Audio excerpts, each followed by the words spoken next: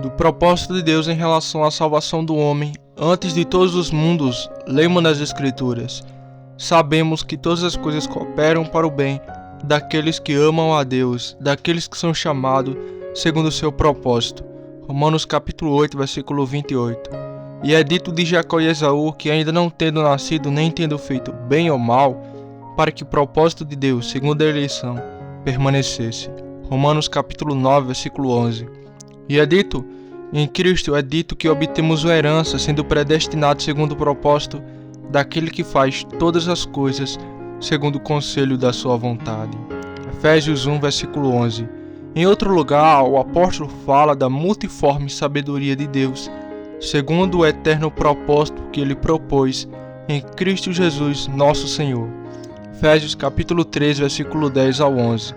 Novamente ele nos salvou e nos chamou com a santa vocação, não segundo as nossas obras, mas segundo o seu propósito, seu próprio propósito de graça que nos foi dado em Cristo Jesus, antes dos tempos eternos, segundo Timóteo 1, versículo 9. Tudo isso sustenta essa verdade. Deus propôs em si mesmo, desde toda a eternidade, trazer aqueles que ele conheceu de antemão a vida e a salvação. Este propósito de Deus fala de nossa estabilidade e certeza da salvação em Cristo. Quando Deus propõe uma vez, é inalterável.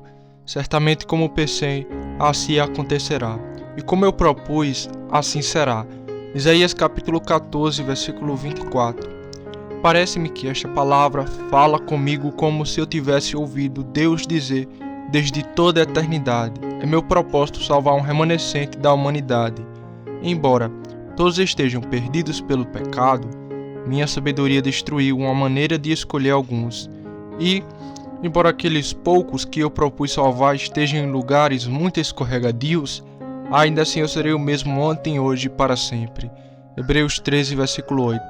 Eu proponho levar este pequeno rebanho para o céu. Meu propósito é dentro e fora de mim mesmo. Eu sou Deus, e não homem. Portanto não posso me arrepender nem invocar o propósito que agora tenho. Eu disse, e não devo fazer isso? Eu falei, e não devo torná-lo bom? Números 23, versículo 19. Sim, meus propósitos devem permanecer. Para isso eu colocarei meu filho entre meu povo, e eu mesmo, para que se pecarem, eu olharei para ele. Assim posso imaginar o Senhor desde toda a eternidade a dizer, falar e propor com ele mesmo. Certamente, seus propósitos devem basear-se neste relato, porque os dons e a vocação de Deus são sem arrependimento. Romanos capítulo 11, versículo 29. O decreto de Deus concernente à salvação do homem antes da fundação do mundo aparece neste texto. Eu declarei o decreto, diz Deus no Salmo 2, verso 7. O que foi isso? Ora, a respeito de Cristo e da Igreja, tu és meu filho, e hoje te gerei.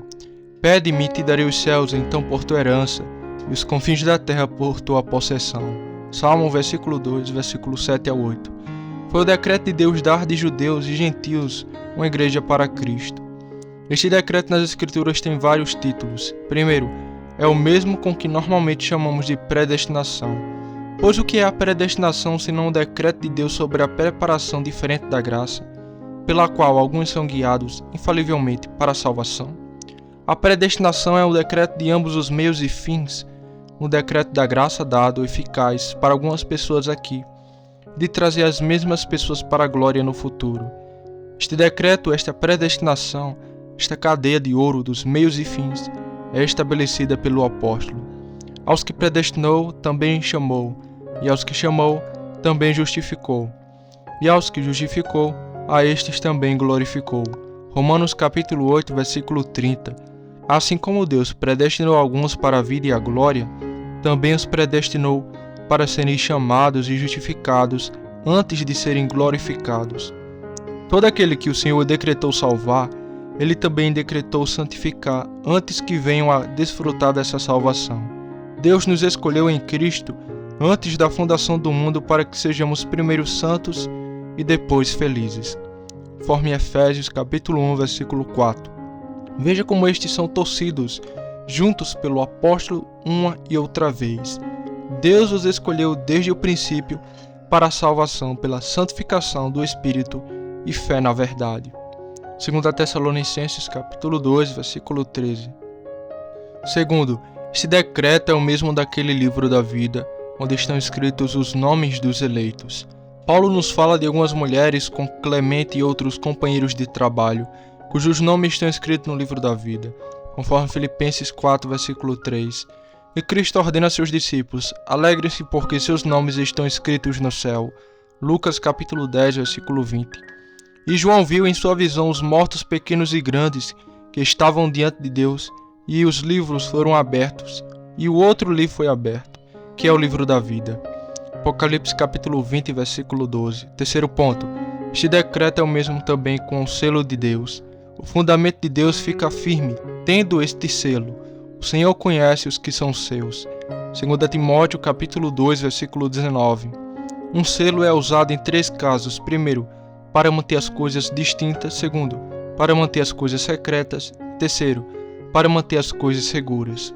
Em cada um desses aspectos, os decretos de Deus são selos, mais especialmente no último ponto. Aquelas almas que são seladas por Deus estão seguras no amor e favor de Deus. Deus sela seus santos, isto é, Ele os protege do amor eterno de Deus para que nunca abandonem em seu coração. Todos esses títulos falam da imutabilidade dos atos imanentes eternos de Deus. Eu decreto, eu predestinei, eu reservo, selo, que tais e tais pessoas serão eternamente salvas. Poder ou haverá para tirá-los de minha mão? Ou é possível que algum dia eu tenha um pensamento implacável na salvação dessas almas? Não.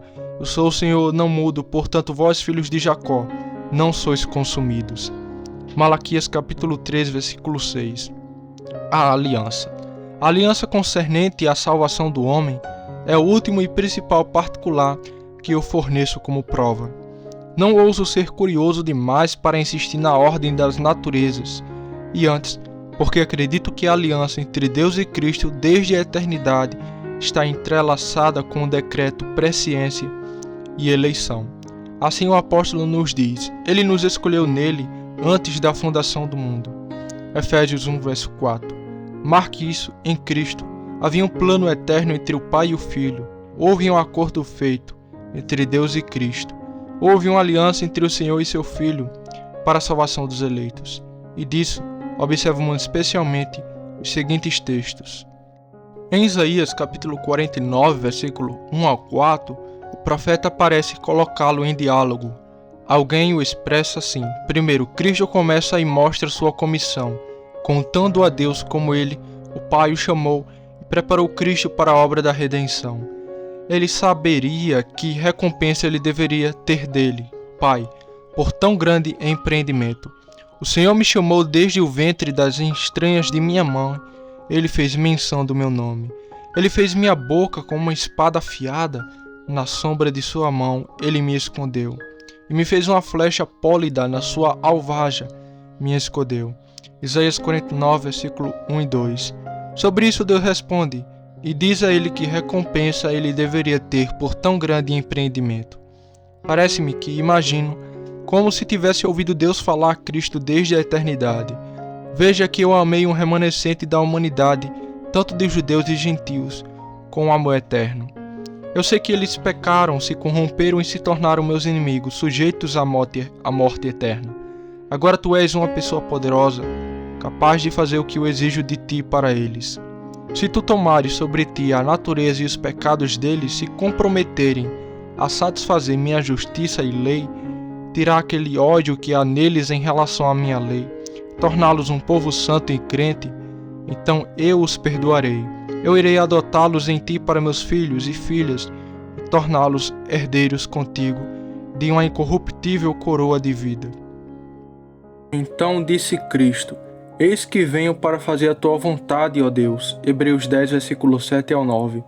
Cristo, por assim dizer, deu as mãos a Deus para tomar sobre si a natureza e o pecado do homem, fazer a natureza e sofrer por ele tudo o que Deus exigia dele, antes de ser revelado. Portanto, dizemos que fomos dados a Cristo. Eu manifestei o teu nome, diz Cristo, aos homens que do mundo me deste, eram teus e tu os deste a mim. João capítulo 17, versículo 6. Esta mesma doação implica que o Pai em sua eternidade deve ter dito ao filho: Estes eu tomo como vaso de misericórdia, e este tu me trarás, pois eles me destruirão, a menos que tu os salves de teu estado perdido. Então o filho os leva na mão de seu pai, olhando para a vontade de seu pai, e diz: Esta é a vontade do Pai que me enviou, que eu não perca nada, que tudo que ele me deu. João 6,39. Ele cuida de cada um. Ele não iria por um mundo deixar qualquer um deles se perder que seu pai lhe deu. Eles são mais queridos do que assim seja. Em Isaías capítulo 53, verso 10 ao 11, e no Salmo 40, verso 6, Cristo é trazido como fiador, oferecendo a si mesmo por nós e prontamente aceitando a vontade de Deus nesta mesma questão. Por isso é que ele é chamado de servo de Deus, e dizem que seus ouvidos estão abertos. Em Isaías capítulo 42, versículo 1 ao 6, esta mesma aliança é expressamente mencionada. Assim Deus fala de Cristo: Eis aqui o meu servo, a quem sustenho, meus eleitos, em que minha alma se deleita, por aliança do meu povo, por luz dos gentios. Sim, esta aliança e acordo parecem ser confirmados com o juramento, em Hebreus capítulo 7, versículo 28. E para este serviço, Cristo é obrigado a pedir a Deus quem lhe dará aos gentios por sua herança. Salmo 2, verso 8. Observe como a Igreja de Deus é dada a Cristo, como recompensa pela obediência que ele demonstrou ao aceitar o ofício de fiador para nós. Alguns fazem esta estimulação ser aquele conselho de paz falado pelo profeta, e o conselho de paz haverá entre ambos. Zacarias capítulo 6, versículo 13. Isto é, entre o Senhor e o homem cujo nome é renovo. Para este acordo, Cristo é chamado o segundo Adão, conforme 1 Coríntios capítulo 15, versículo 45. Pois assim como o primeiro Adão, Deus prometeu solenemente um convênio a respeito dele e de sua posteridade, assim também ele fez pacto com Cristo e sua semente a respeito da vida eterna a ser obtida por ele.